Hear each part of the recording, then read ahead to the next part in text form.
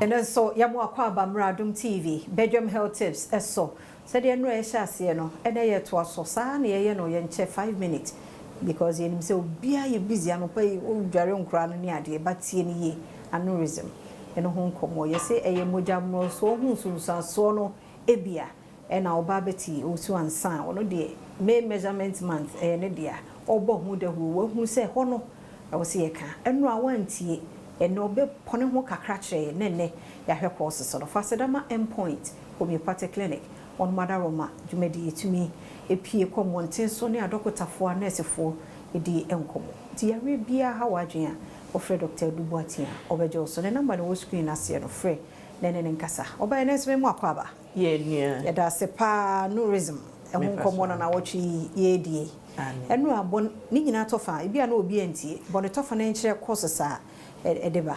Okay, into you say aneurysm, mojabo so hunsunsanso, na no so ye medical condition.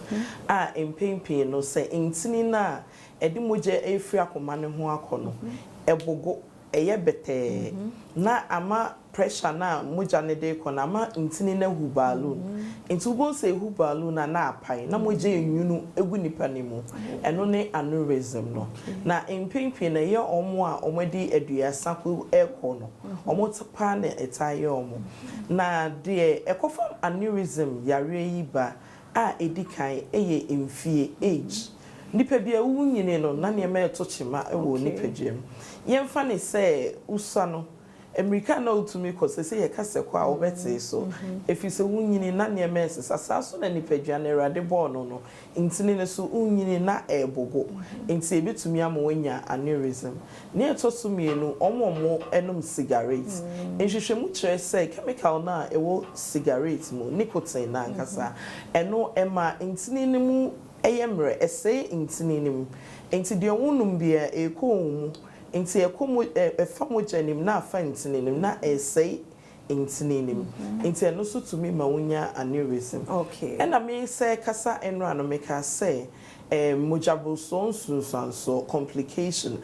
Inti so BP wosho na on control na BP ne kosra obetumi enya aneurysm. Ena de etoso bio brofocasm ye can be atherosclerosis. We ni na maka na kire say srade adori intini ni ma mentini ni ma ye kete enti srade so de adori ade mu abose na ama na ye harden eye den enti ebe mentini no etumi ehu balloon na apai aha eno so tumi ma wonya aneurysm nia etwa to okra eye family history obi wo ho anebusuem omo wo aneurysm omo ntini no eyemre fragile into ono so betumi enya aneurysm. Okay. Ena ye famojabo so kofa by nini na eno so obi di sa so ono mo nsabasa odwindwin bebre eno so tumi maninya mojabo so into one manage obetumi enya aneurysm. Yes, and we na courses no Me pachane. Oh, okay. Na se mojabo so wo abusuem no wanye careful wa manage ya. Wa manage ya. Ebe mu etumi enya aneurysm. Ti no pa ne course no ho. No pa ne kum krofo pa. Mujabo so ayen control no. No pa ne kum krofo we. Na man krofo bebrenya aneurysm no. Ense mujabo so no man sencheni bia. Enti hwenye Saturday ye koye screening. Abrante kama ye checking the BP on 190. Ye checking it 3 times there na ye kra no. Enso hwenye no. Bibia nya na ye kakra onje yendi. Say ye machine no. Yes, I the machine for so hwenye no so hwenye no. Ti no sa no ye bedu abrebi na e kano afa yes oh na hwenye no. Yes hwenye no ena wo. And aneurysm na eyade a ehu pa because eno eto wa na woko. Wow. Ye wo mu ahodo bebre. Ye wo de ewo chim a ye friend no cerebral aneurysm. Ye wo de ewo ye abdomen ye friend no abdominal aneurysm. Ye wo de ewo ye thoracic ye kokko honom a ye friend no thoracic aneurysm. And ye wo peripheral aneurysm. Eno ye de ewo ye nan ne ye nsa no.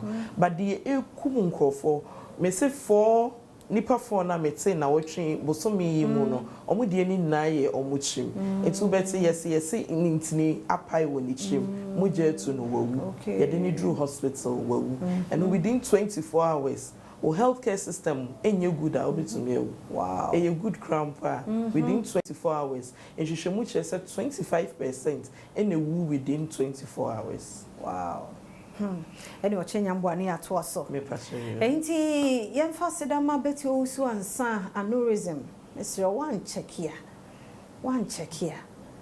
Because you know wa dwene mu wo tiri ma bede wo hu. Because enya de etwa wa wo behu say ebenti na wa wasili. 24 hours. So health system no cry good mpo na yankeka ye ho de obekọ. Empese ye bekọ sa kwan na so ntini edi ho nkomo na awotwe mo. But I am point Homeopathic clinic say hypertension, say diabetes, ya we bia ofrena obejo so 0244867068. Ochana so sabre ya 5 minutes yen check sa kan ye ho na yen to so.